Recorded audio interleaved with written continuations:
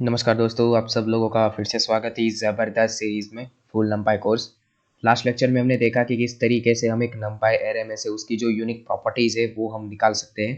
तो जिन जिन लोगों ने वो वीडियो नहीं देखी, उस वीडियो को एक बार ज़रूर देख लेना। सबसे पहले आज का इस लेक्चर को स्टार्ट करने से पहले मैं आपको बता दूँ कि ये हमारा लास्ट लेक्चर होने वाला है नंपाई का। अभी तक हमने नमपाई के बारे में बहुत सारी चीज़ें जान ली है, बहुत सारे ऐसे फंक्शनैलिटीज़, बहुत सारी ऐसी प्रॉपर्टीज़ हमने देख ली है। बट एक लास्ट प्रॉपर्टी हमने नहीं देखी, जो आज मैं इस लास्ट लेक्चर में आपको बताने वाला हूँ। वो है किसी भी नमपाई एरे को किस तरीके से हम रिवर्स कर सकते हैं। तो चलिए आज का ये लेक्चर स्टार्ट करते हैं। अपना कंपाइलर ओपन कीजिए और सबसे पहले अभी तो आप सभी को पता ही है, हमारी जो नमपाई लाइब्रेरी है उसे आप इंपोर्ट कर लीजिए। फिर एक नमपाई एरे क्रिएट कर लीजिए रैंडमली। जैसे मैं यहाँ पे क्रिएट कर रहा हूँ 1 2 3 4 5 6 7 8 9। मैंने यहाँ पे 1 to 9 का एक वन डायमेंशनल एरे क्रिएट कर लिया।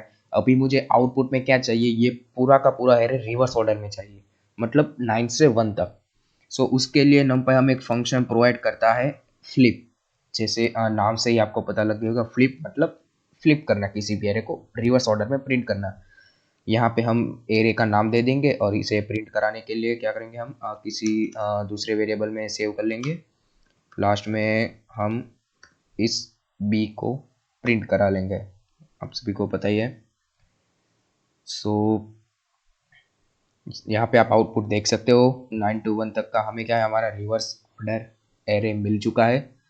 इस तरीके से आप किसी भी नंपाई एरे को, वन डायमेंशनल नंपाई एरे को रिवर्स ऑर्डर में प्रिंट करा सकते हो। अभी मान लीजिए हमें वन डायमेंशनल नहीं बल्कि टू डायमेंशनल एरे को हमें क्या है, रिवर्स ऑर्डर में प्रिंट कराना है। उसके लिए भी सेम, बट कुछ आर्ग्यूमेंट्स हमें ऐड करनी होगी। जैसे मैं यहाँ पे एक एरे क्रिएट कर लेता हूँ सबसे पहले तो 5 6 7 8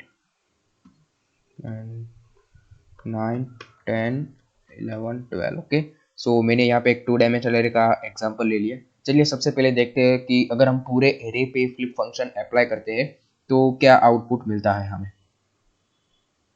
सो इस आउटपुट के थ्रू आप क्या सोच रहे हो, आपको क्या लगता है। सो जिन जिन लोगों ने ये सोचा है कि इस आउटपुट में क्या है, हमें रोज एंड कॉलम्स दोनों क्या है, फ्लिप रिवर्स ऑर्डर में मिल गई है। आप सही सोच रहे हो। जब भी हम किसी टू डायमेंशनल एरे पे फ्लिप फंक्शन अप्लाई करते हैं तो उस टू डायमेंशनल एरे की सारी रोज एंड सारी कॉलम्स क्या है, फ्लिप हो जाती है।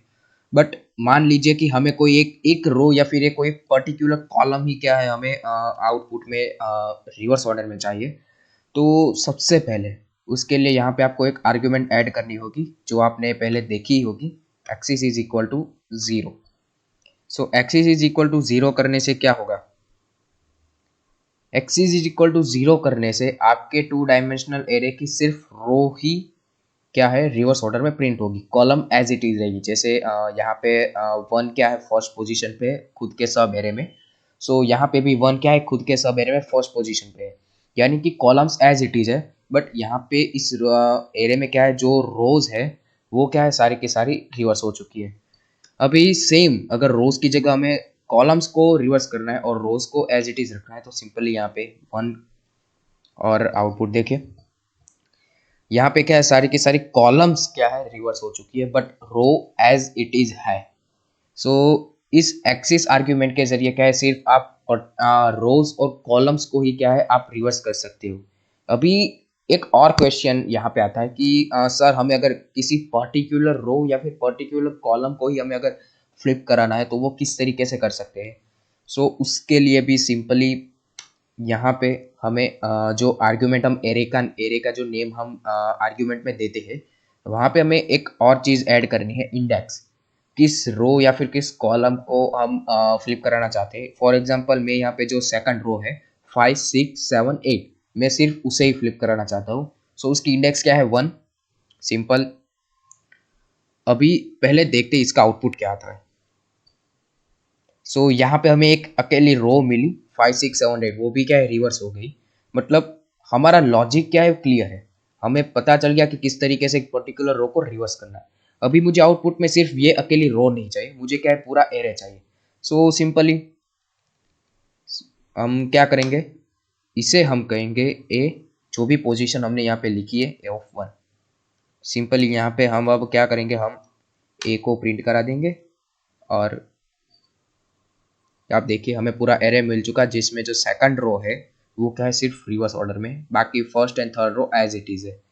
अभी मान लीजिए हमें किसी रो को नहीं बल्कि सेकंड कॉलम जो जो कि है 2 6 10, ठीक है, 2 6 10, इस कॉलम को क्या हमें रिवर्स करना है, तो उसके लिए यहाँ पे हमें आर्ग्यूमेंट देनी होगी ये जो फर्स्ट में हमने कॉलन का साइन किया है वो क्या है, ठीक है। सो इस सबसे पहले हमें आर्ग्यूमेंट देनी होती है रो, बट हमें यहाँ पे रो रिवर्स नहीं करनी, सो हमने यहाँ पे उसकी साइन लगा दी और हमने सिर्फ कॉलम की जगह क्या है, हमें जो भी सेकंड जो कॉलम है हमारा उसे रिवर्स ऑर्डर में करना है। सो उसकी जो इंडेक्स है वो हमने यहाँ पे डाल दी एज आर्ग्यूमेंट और यहाँ पे भी अब हमें क्या है, इसे अपडेट करना होगा सेम एज इट इज़ जो हम चेंज कर रहे हैं और ए को प्रिंट कराते हैं। सो यहाँ पे जो ये कॉलम है 10 6 2, ये अभी क्या है, रिवर्स हो चुकी है। सो आई होप कि आप सभी को आइडिया लग चुका है कि किस तरीके से आप 1 डायमेंशनल और 2 डायमेंशनल एरे में फ्लिप फंक्शन को अप्लाई कर सकते हो। और अगर और कुछ भी डाउट्स है तो आप अगेन इस वीडियो को पहले से देख सकते हो या फिर आप क्या है कमेंट्स में आपके क्वेश्चन जो है वो पूछ सकते हो, आपको आंसर मिल जाएगा। सो इसी वीडियो के साथ हम हमारा जो नंपाई कोर्स है कंप्लीट करते हैं। आई होप कि आप सभी को इस कोर्स के थ्रू बहुत सारी जानकारी मिली होगी नंपाई एरेज के बारे में, उसकी प्रॉपर्टीज, उसके फंक्शंस के बारे में। तो चाहिए और इस नंपाई लाइब्रेरी का क्या है अपने कोड में यूज़ कीजिए और बहुत सारे इंटरेस्टिंग प्रोजेक्ट्स बनाइए आप नंपाई लाइब्रेरी को यूज़ करके। सो मिलते हैं किसी और नए कोर्स के साथ। सो ये हमारा लास्ट वीडियो था नंपाई कोर्स के लिए और बहुत अच्छा लगा आप लोगों को नंपाई कोर्स को सिखाने में, ठीक है।